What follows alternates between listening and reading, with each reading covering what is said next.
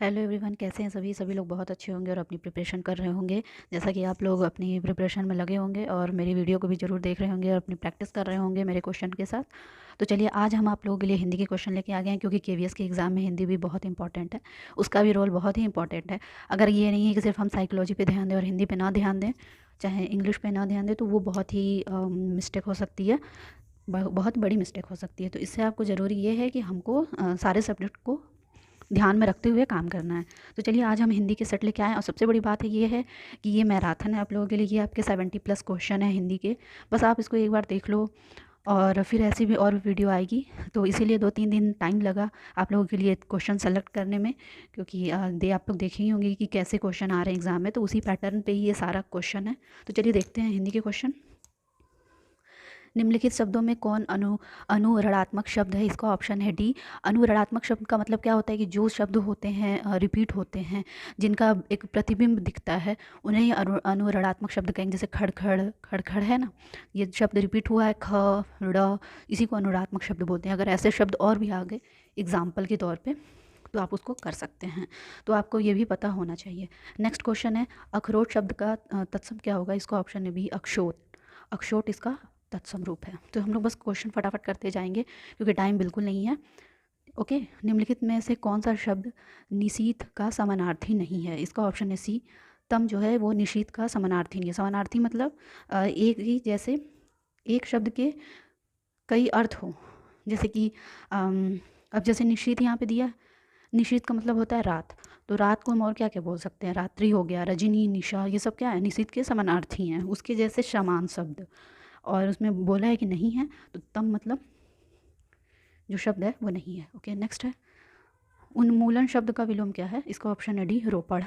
Next, कौन सा युग्म भौरा तथा सहेली को प्रदर्शित करता है?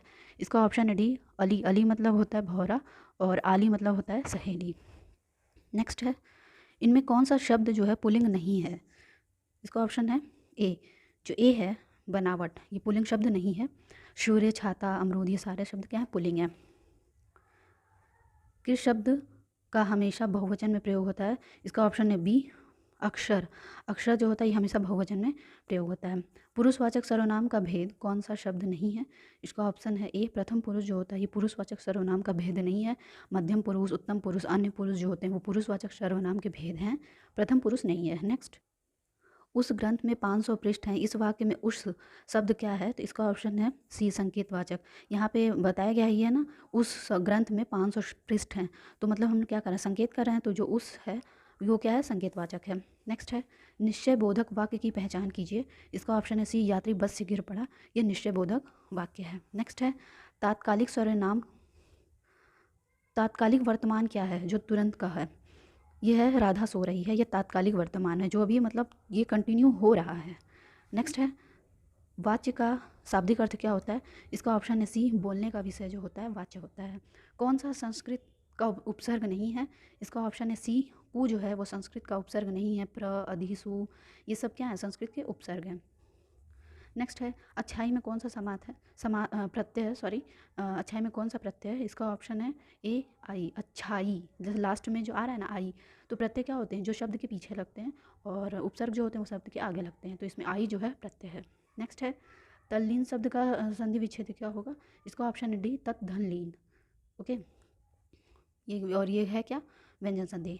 नेक्स्ट है, यथारुचि में समास है। इसका ऑप्शन है सी, अव्ययी भाव समास। अव्ययी भाव समास की ये पहचान होती है, जो आगे के वर्ड होते हैं वो अव्यय होते हैं। ओके, तो यथा क्या अव्यय है। नेक्स्ट, पूर्ण विराम का प्रयोग किया जाता है वाक्य के प्रारंभ में, वाक्य के मध्य में, या वाक्य के अंत में? इसका ऑप्शन है सी, वाक्य के अंत में किया जाता है। नेक्स्ट है, अक्ल पर पत्थर पड़ना मुहावरे का अर्थ क्या होगा? इसका ऑप्शन है सी, बुद्धि भ्रष्ट हो जाना, अक्ल पर पत्थर पड़ जाने का अर्थ है। नेक्स्ट है, उषा सुनहले तीर बरसाती, जय लक्ष्मी सी उदय होती, उपयुक्त पंक्ति में कौन सा अलंकार है? तो इसमें ऑप्शन है ये, मानवीकरण अलंकार है। मानवीकरण अलंकार वहाँ होते हैं जो प्राकृतिक चीज़ों को हम तुलना मानव से करते हैं और उस चीज़ को हम सही समझते हैं, वो चीज़ें होती हैं मानवीकरण अलंकार। नेक्स्ट है, वैशाली की नगर वधू नामक उपन्यास के लेखक हैं। इसका ऑप्शन है बी आचार्य चतुर्सेन शास्त्री। ये इस तरह के भी क्वेश्चन आएंगे, लेखक दे देगा, उनकी रचना पूछ लेगा, तो ये भी बहुत आप लोग को ध्यान रखना है। नेक्स्ट है प्राथमिक स्तर पर भाषा शिक्षण का उद्देश्य क्या है। प्राथमिक स्तर पर भाषा शिक्षण का उद्देश्य क्या है? बच्चों को अक्षर ज्ञान कराना, बच्चों का मनोरंजन करना, या भाषा कौशलों का विकास करना, या बच्चों को गृहकार्य देना। तो इसका ऑप्शन है सी बच्चों का भाषा कौशल का विकास करना। एक दो क्वेश्चन ऐसे भी हैं आपके। ओके, नेक्स्ट है निम्न में से संघर्षी व्यंजन कौन से होते हैं। इसका ऑप्शन है सी श और श।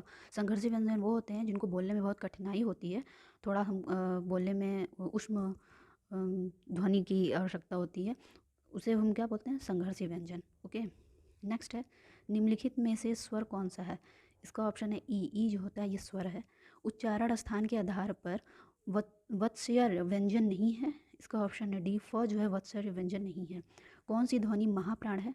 इसका ऑप्शन है डी फ जो है महाप्राण। जैसे वर्ग होते हैं ना, अब हमारे 5 वर्ग हैं, तो उसमें जो बांटा गया है तो क ख क ख ग घ अंग ऐसे हैं। तो आपका जो पहला अल्पप्राण है, दूसरा महाप्राण है, तीसरा अल्पप्राण, चौथा महाप्राण, फिर पांचवा अल्पप्राण, ऐसे है। ठीक है, नेक्स्ट अवनी का विलोम शब्द क्या होगा। इसका ऑप्शन है सी अंबर। अंबर जो है अवनी का विलोम है। तो आपको ये क्वेश्चन कैसे लग रहे हैं जरूर आप लोग कमेंट करके बताइएगा, और ऐसे क्वेश्चन आपको एग्जाम में जरूर मिलेंगे देखने को, क्योंकि हम एग्जाम को देखते हुए आपके लिए ऐसे क्वेश्चन में सब लेके आई हूँ। दो समीपवर्ती वर्णों के मेल से जो विकार उत्पन्न होता है वो क्या कहलाता है। इसका ऑप्शन है सी संधि कहलाता है। ओके, नेक्स्ट है हिंदी शब्दकोश में छ का क्रम किसके बाद आता है। क और श से क्या मिलता है, बनता है छः। ओके, नेक्स्ट है किसी बड़े अंश का संक्षिप्त रूप दर्शाने के लिए किस चिन्ह का प्रयोग किया जाता है। इसका ऑप्शन है डी लाघव चिन्ह का प्रयोग किया जाता है। नेक्स्ट भवानी शब्द का पुल्लिंग क्या होगा। इसका ऑप्शन है सी भव जो है भवानी का पुल्लिंग है। नेक्स्ट है विद्वान में उपयुक्त संज्ञा क्या है। इसका ऑप्शन है ए जातिवाचक। विद्वान क्या है, एक जाति है ना, भाव तो है नहीं, द्रव्य है नहीं, तो क्या है, जातिवाचक संज्ञा है। नेक्स्ट है अपशकुन शब्द में उपयुक्त उपसर्ग क्या है। तो अप जो है क्या है, उपसर्ग है। ओके, तो इसका ऑप्शन ए है। नेक्स्ट है थकावट शब्द में प्रत्यय कौन सा है, थकावट। लास्ट में क्या आवट आ रहा है, तो इसका ऑप्शन है सी आवट। नेक्स्ट है निम्न में से तत्सम शब्द है। इसका ऑप्शन है अश्रु। अश्रु जो होता है तत्सम शब्द। तत्सम शब्द वो होते हैं जो संस्कृत से बने हैं, संस्कृत शब्द जैसे होते हैं वो तत्सम होते हैं, और जो तद्भव होते हैं वो हिंदी वाले होते हैं। नेक्स्ट है अजर और अजीर का अर्थ क्रमशः क्या है। अजर मतलब होता है वृद्ध, और अजीर मतलब होता है अंगना। ओके, नेक्स्ट है विशेषण के बारे में कौन सा सत्य नहीं है। तो इसका ऑप्शन है ए विशेषण विकारी शब्द होते हैं, विशेषण विकारी शब्द नहीं होते हैं। ओके, नेक्स्ट तेजोमय का सही संधि विच्छेद क्या होगा। इसका ऑप्शन है बी तेज धनमय, ये होगा तेजोमय का सही संधि विच्छेद है। नेक्स्ट है चंद्रशेखर में उपयुक्त समास कौन सा है। इसका ऑप्शन है डी बहुब्रीहि समास है। चंद्रशेखर का मतलब क्या, जो चंद्र को धारण करने वाला, मतलब भगवान शिव। तो बहुब्रीहि समास में जो होता है, जो अन्य पद जो होता है प्रधान होता है। नेक्स्ट है इनमें से कौन सा उपन्यास प्रेमचंद्र का नहीं है। तो अंधा युग जो है ये प्रेमचंद्र का नहीं है। गोदान गबन निर्मला, ये सारी जो रचनाएं हैं ये प्रेमचंद्र जी की हैं। अधोलिखित विलोम शब्द युग्मों में कौन सा नहीं है। इसका ऑप्शन है सी अधिपतक्या और पौवार्ते। ओके, नेक्स्ट है ये स्थावर का जंगम होता है, भूषण दूषण आमिष निरामिष होता है, लेकिन ये वाला गलत है। मुख मयंक सम मंजू मनोहर में कौन सा अलंकार है। इसका ऑप्शन है ए अनुप्रास अलंकार। अनुप्रास अलंकार वहाँ होते हैं जहाँ पे किसी वर्ण की बार बार आवृत्ति होती है। ओके, नेक्स्ट भाषा के आधारभूत कौशलों में शामिल नहीं है। इसका ऑप्शन है डी निर्देशन जो है भाषा के आधारभूत कौशलों में शामिल नहीं है। कौशल कितने, 4 कौशल हैं, सुनना, बोलना, पढ़ना और लिखना है, निर्देशन नहीं है। ओके, ये देखिए मेरा ये एम है कि मैं फटाफट बस आपको क्वेश्चन कराऊँ और आपका जितना ज़्यादा से हो सके रिवीजन हो। मेरा मेन फोकस इस पे है, इसलिए आप लोग ज़्यादा से ज़्यादा मेरे वीडियो को लाइक करिए, शेयर करिए और सब्सक्राइब जरूर करिए, और अपने फ्रेंडों के साथ भी मेरे चैनल को सब्सक्राइब भेजिए कि वो लोग भी देखें, वो लोग भी सब्सक्राइब करें, जिससे कि मेरी आने वाली जो वीडियो है उसकी नोटिफिकेशन आपके पास चली जाए। तो चलिए देखते हैं नेक्स्ट।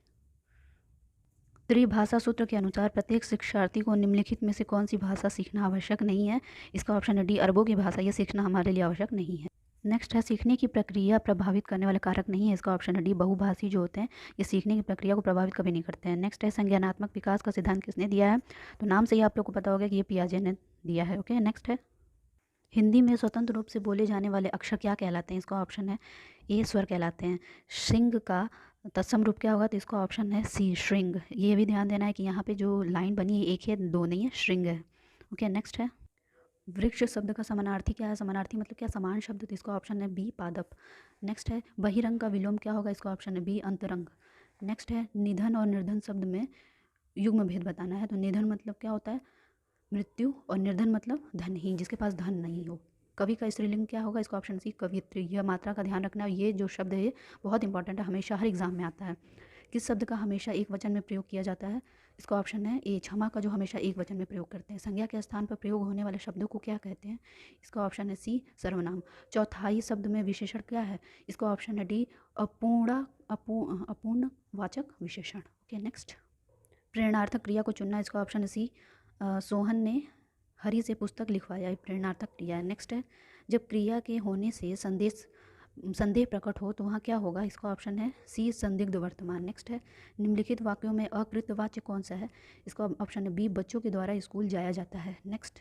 देख रहे हैं मेरे क्वेश्चन कितने अच्छे हैं, और ऐसे क्वेश्चन आपको जरूर एग्जाम में मिलेंगे। और मेरा वही तो बार बार कह रहे हैं कि मेरा एम यही कि मैं बस आप लोगों को क्वेश्चन कराती जाऊँ बिना आप लोगों के लिए टाइम वेस्ट किया, और कहीं भी आपको ये फील ना हो कि नहीं बहुत बोरिंग क्लास है या कुछ भी, ऐसा कुछ नहीं। बस आप लोग को देखते जाना और अपना रिविजन करना है। उच्चारण शब्द में उपसर्ग क्या है? इसका ऑप्शन है सी उत, जो है उपसर्ग है। नेक्स्ट है ई प्रत्यय किस शब्द में नहीं है? इसका ऑप्शन है बी चमेली में ई प्रत्यय नहीं है। नेक्स्ट है पुरस्कार में कौन सी संधि है? इसका ऑप्शन है सी विसर्ग संधि है। नेक्स्ट निम्नलिखित में द्विगु समास का उदाहरण कौन सा है? इसका ऑप्शन है ए नवरत्न। द्विगु समास मतलब जिसमें संख्यावाची शब्द आते हैं उनको द्विगु समास बोलते हैं। बालक स्कूल से कब आया में उचित विराम चिन्ह का प्रयोग कीजिए। इसका ऑप्शन है बी क्वेश्चन मार्क है, हम लोग क्वेश्चन कर रहे हैं ना, बालक स्कूल से कब आया। ओके नेक्स्ट है कान का कच्चा होना मुहावरे करते क्या है? इसका ऑप्शन है बी सुनी सुनाई बातों पर विश्वास करना। उपमेय में कल्पित उपमान की संभावना को क्या कहते हैं? इसका ऑप्शन है सी उत्प्रेक्षा। मृगनयनी उपन्यास के रचनाकार कौन है? इसका ऑप्शन है ए वृंदा लाल वर्मा। बच्चों की भाषा का आकलन करने के लिए सबसे उचित तरीका क्या होगा? इसका ऑप्शन है बी बच्चों के भाषा प्रयोग का अवलोकन करना ही उनके भाषा का आकलन का सबसे अच्छा तरीका है। एक दो क्वेश्चन आपके ऐसे भी हैं, भाषा सीखने और भाषा अर्जित करने में अंतर का सर्व प्रमुख कारण है।